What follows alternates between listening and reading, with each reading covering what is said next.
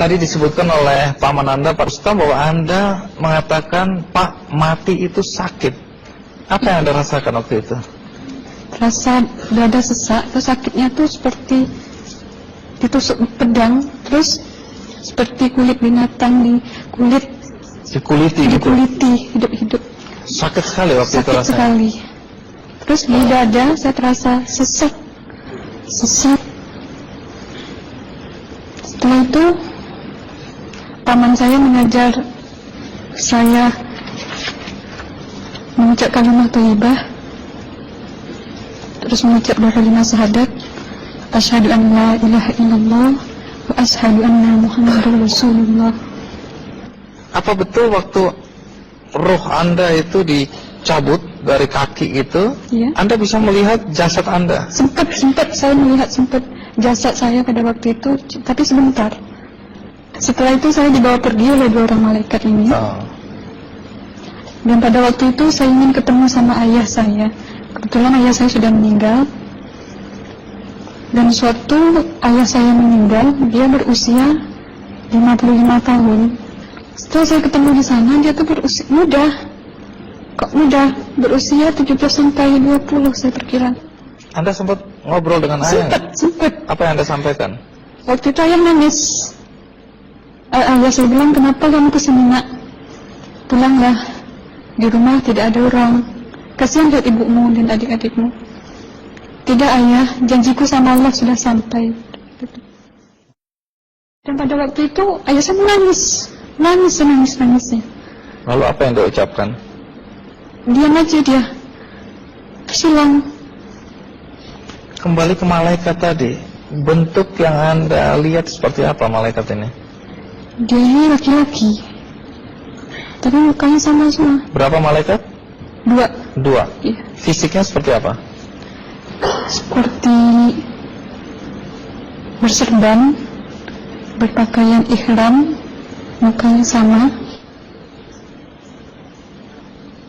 Wajahnya seperti apa? Wajahnya sulit saya gambarkan. Yang jelas dia ini sama, dua-dua itu sama rupanya. Apakah ada ucapan dari 2 sosok yang Anda anggap malaikat itu? Ada. Apa kata mereka?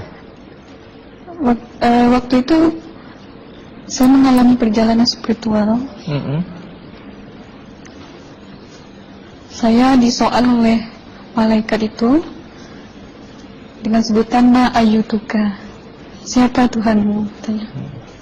Waktu itu ruh saya menjawab, Tuhanku adalah Allah. Siapa pemimpinmu? Pemimpinku adalah Nabi Muhammad Sallallahu Alaihi Wasallam. Mana kiblatmu? Kiblatku adalah Ka'bah. Siapa kedua orang tuamu? Siapa saudara maramu? Terus saya diperjalankan. Setelah itu kedua orang malaikat ini memimpin tangan saya, tangan kiri saya, membawa saya ke satu tempat, menduduki saya di sebuah kursi. Pada waktu itu kursinya itu empuk, mungkin 8 busanya ya, cantik. Terus di sana saya duduk. Di sebelah kanan saya ada tiba-tiba berwujud seorang perempuan yang mengaku amal. Kamu siapa? Saya, aku adalah amalmu semasa kamu hidup di atas dunia. Dan selama kamu di sini, saya akan menemanimu sampai yaumul akhir, itu katanya. Dan pada waktu itu, saya melihat perempuan-perempuan solehah berpakaian muslimah, berkerudung, mencium pipi kanan, pipi kiri. Mungkin salam perkenalan pertama waktu menduduki di situ. Setelah itu, saya dihijrahkan lagi, dibawa oleh 2 orang malaikat ini lagi, melihat dosa-dosa besar ya. Di sana saya diperlihatkan ada seorang laki-laki memikul besi di bahunya. Saya perkirakan besi itu mungkin beratnya tuh berton kali ya. Berat sekali ya. Berat sekali. Terus dia berjalan nggak sampai-sampai ke tujuannya. Berlumuran darah nanah, baunya na'udzubillah min dzalik. bajunya tuh sobek-sobek. Waktu itu roh saya disaksikan oleh Amal. Saya tanya kepada Amal, roh tanya sama Amal, wahai Amalku, dosa apakah yang manusia ini lakukan sewaktu ia hidup di atas dunia? Amal menjawab pada waktu itu, sewaktu manusia ini di atas dunia, dia ini adalah menyantet orang, menemuh orang, sehingga dia berjalan nggak sampai yaumul akhir katanya. Yang kedua, saya melihat ada seorang laki-laki saling bunuh-membunuh. Sebentar kayak gitu lagi. Waktu itu, sewaktu manusia ini hidup di atas dunia, dia adalah seorang pembunuh, hingga dia tidak mau bertanggung jawab terhadap orang yang dibunuhnya. Terus yang ketiga, saya melihat ada seorang laki-laki dihujam kemaluannya pakai besi panas, timah panas itu ya, hingga menembus. Waktu itu roh bilang sama Amal, wahai Amalku, dosa apakah yang manusia ini hidup di atas dunia? Amal waktu itu menjawab, suatu manusia ini hidup di atas dunia, manusia ini adalah seorang perzina. Setelah itu saya melihat ada seorang laki-laki disebati oleh rotan.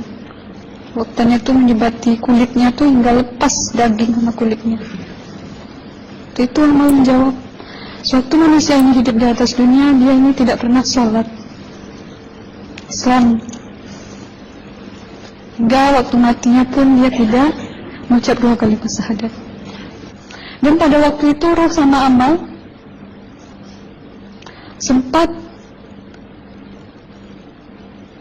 menghafiz Quran pada waktu itu dengan harapan supaya manusia yang Allah siksakan ini bisa terampuni dosanya. Jadi masih sempat waktu itu ya? Iya, roh sama Amal yang menghafis Quran, bertahzim, bersalawat, baca ayat 1000 dinar, membaca Yasin. Tapi sayang, bahkan tambah banyak Allah tidak mengampuni dosa-dosa mereka, sayangnya. Setelah itu, akhirnya yang terakhir kali berzikir. Zikir saya pada waktu itu, subhanallah, walhamdulillah, wa la ilaha illallah, wallahu akbar, la hawla wa la quwwata illa billahil aliyyil azim. Sekuat-kuatnya nada saya berteriak. Tiba-tiba saya merasakan detik jantung ya. Waktu itu mungkin paman saya yang menyaksikan. Itu saya koma. Disitulah sebenarnya Anda kembali ke jasad ya? Iya, benar. Jadi banyak sekali Anda menyaksikan kejadian-kejadian di alam sana ya. Nah, menarik karena waktu kami menghubungin Mbak Aslina, pada dasarnya Mbak Aslina keberatan menceritakan kembali kisahnya. Tapi kalau toh akhirnya Anda mau sampai di sini dan Anda sudah bercerita, apa harapan Anda pada orang-orang yang mendengarkan kisah ini? Ya, harapan saya pertama, ya lebih banyak menyambut puasa ya, lebih banyak mendekat diri aja sama Allah, perbanyakkan amalan soleh, perbanyakkan zikir, perbanyakkan sholawat, baca Quran, dan sebagainya. Itu harapan Anda ya? Iya. Baik, terima kasih Mbak Aslina ya, sudah datang dari Bengkalis untuk menceritakan kisah ini.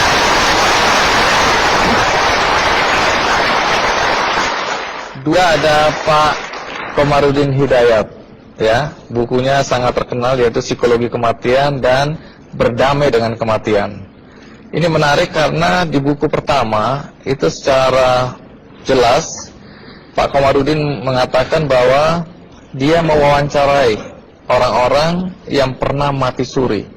Nah, boleh tahu apa yang Anda temukan dari pengalaman mewawancarain orang-orang yang pernah mati suri? Ada berapa istilah yang saya jumpai, yaitu orang yang mengalami keluar dari badan, namanya OBE, out of the body experience. Ini bukan mati suri, tapi orang ya sehat, dia ketika tidur itu bisa keluar dari badannya. Ini kalau dalam tradisi Jawa ada namanya Ngroko Sukmo juga ada kan, satu. Nah, ada lagi orang yang pernah mengalami mati suri, kemudian namanya NDE, Near Death Experience. Pengalaman rohani itu, ini kan sebenarnya menjadi kepercayaan klasik semua bangsa dan agama percaya. Dan agama juga mengatakan bahwa dalam diri kita itu, kehidupan yang primer, itu kan kehidupan rohani, yang ada dalam jasmani. Nah, pengalaman mati suri ini sungguhnya hanya memperkuat saja keyakinan agama manapun juga. Nah, kemudian cerita-cerita ini secara ilmiah sudah dibuktikan, tapi sudah juga diingkari. Nah, berapa hal yang orang pernah saya wawancarai. Satu, bahwa rohani ketika keluar dari badan ini ibarat flash disk, ya, atau rekaman. Maka kemudian ketika roh di sana itu akan kelihatan semua rekamannya. Rekaman atas amalnya, perbuatannya. Sebenarnya badan ini kan merekam kan.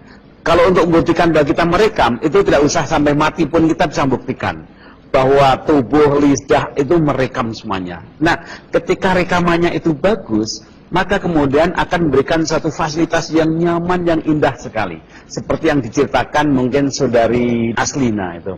Tapi sebaliknya, kalau rekamannya itu negatif, maka pengalaman rohaninya itu juga sengsara.